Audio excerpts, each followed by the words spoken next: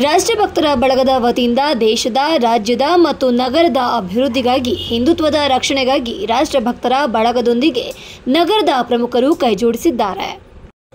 ಇನ್ನು ಈ ಸಂದರ್ಭದಲ್ಲಿ ಕಾರ್ಯಕರ್ತರ ಸಭೆಯಲ್ಲಿ ಮಾಜಿ ಡಿಸಿಎಂ ಕೆಎಸ್ ಈಶ್ವರಪ್ಪ ಭಾಷಣ ಮಾಡಿದ್ದಾರೆ. ಬಿಜೆಪಿಯಲ್ಲಿ ಹಿಂದುತ್ವ ಮರೆತು ಹೋಗಿದೆ.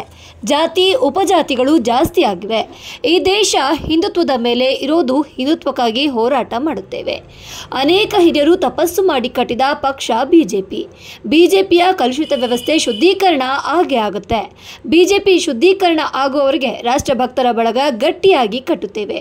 ಇಡೀ ರಾಜ್ಯದಲ್ಲಿ ಬಿಜೆಪಿ ಪಕ್ಷ ಶುದ್ಧೀಕರಣ ಆಗಬೇಕು. ಹಾಗಾಗಿ ರಾಷ್ಟ್ರಭಕ್ತ ಸಂಘಟನೆ ಕಟ್ಟುತ್ತೇವೆ. ಒಂದೇ ಒಂದು ರೂಪಾಯಿ ರಾಜ್ಯದ ಅಭಿವೃದ್ಧಿಗೆ ಸಿಎಂ ನೀಡಿಲ್ಲ. ಯಾವುದೇ ಅಭಿವೃದ್ಧಿ ಕೆಲಸ ಆಗಿಲ್ಲ. ಹಾಗಾದರೆ ಸರ್ಕಾರ ಯಾಕೆ ಬೇಕು ಅಂತ ಪ್ರಶ್ನಿಸಿದರು.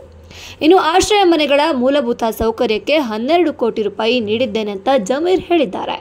12 ಕೋಟಿ ನೀಡಿದ ಜಮೀರ್ ಅಹಮದ್ ಯಾಕೆ ಅಧಿಕಾರದಲ್ಲಿರಬೇಕು? ರಾಜೀನಾಮೆ ಕೊಟ್ಟು ಹೋಗಿ ಜಮೀರ್ ಅಹಮದ್ ಅವರೇ ಅಂತ ಹೇಳಿದರು. ಇನ್ನು ರಾಜ್ಯದಲ್ಲಿರುವ ಸರ್ಕಾರ ಹಿಂದೂ ಪರವಾಗಿ ಇಲ್ಲ, ಮುಸ್ಲಿಮರು ಹೇಳಿದಂತೆ ನಡೀತಾ ಇದೆ.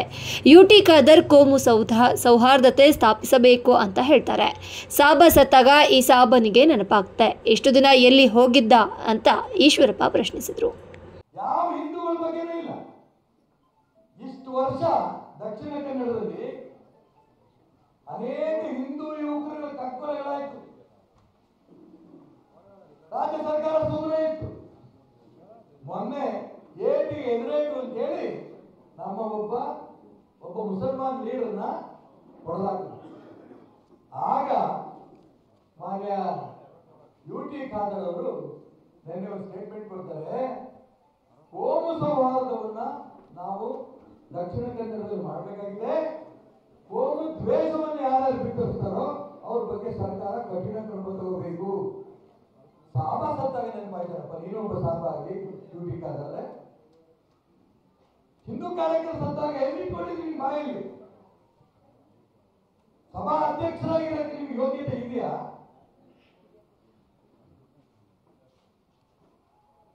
ಅದಕ್ಕೋಸ್ಕರ ಇವತ್ತು ರಾಜ್ಯದಲ್ಲಿ ಹಿಂದುತ್ವದ ಸರ್ಕಾರ ಬರಬೇಕು ಅನ್ನೋದಕ್ಕೋಸ್ಕರ ನಾವೆಲ್ಲರೂ ಕೂಡ ಆ ಬ್ರಿಗೇಡ್ ಇರ್ಬೋದು, ರಾಷ್ಟ್ರಭಕ್ತ ಬಳಗ ಇರ್ಬೋದು, ಸುಮ್ಮನೆ ಕೂಡ ಇಡೀ ರಾಜ್ಯದಲ್ಲಿ ಎಲ್ಲೆಲ್ಲಿ ಹಿಂದುತ್ವದ ಪರವಾಗಿ ಹೋರಾಟಗಳು ಮಾಡ್ತಾರೋ ಎಲ್ಲ ಕಡೆ ಕೂಡ ನಾವೆಲ್ಲ ಹೋಗ್ತೇವೆ. ಸಂಘಟನೆ ಕಟ್ಟಬೇಕು. ಇಡೀ ರಾಜ್ಯದ ಕಾರ್ಯಕರ್ತರಿಗೆ, ನಿರಾಶೆ ಆಗಿರೋ ಕಾರ್ಯಕರ್ತರಿಗೆ ಹೇಳಕ್ಕೆ ಇಷ್ಟಪಡ್ತಾರೆ, ನಿರಾಶೆ ಆಗಬೇಡಿ. ನಿಮ್ಮ ಊರಲ್ಲೇ ಹಿಂದುತ್ವದ ಪರ ಹೋರಾಟ ಮಾಡುವಂತ ಪ್ರಯತ್ನಗಳನ್ನ ನೀವು ಮಾಡಿ, ನಾವು ಅನೇಕರು ನಿಮ್ಮ ತಂಡದಲ್ಲ ಬರ್ತೇವೆ. ಹೀಗೆ ರಾಜ್ಯದಲ್ಲಿ ಹಿಂದುತ್ವ ಸರ್ಕಾರ ಬರಬೇಕು, ಜಿಲ್ಲೆ ಅಭಿವೃದ್ಧಿ ಆಗಬೇಕು, ನಗರದ ಅಭಿವೃದ್ಧಿ ಆಗಬೇಕು. ಇದಕ್ಕೆ ನಾವೆಲ್ಲರೂ ಕೂಡ ಇವತ್ತು ನಾನು ಹೇಳಿದ್ನಲ್ಲ,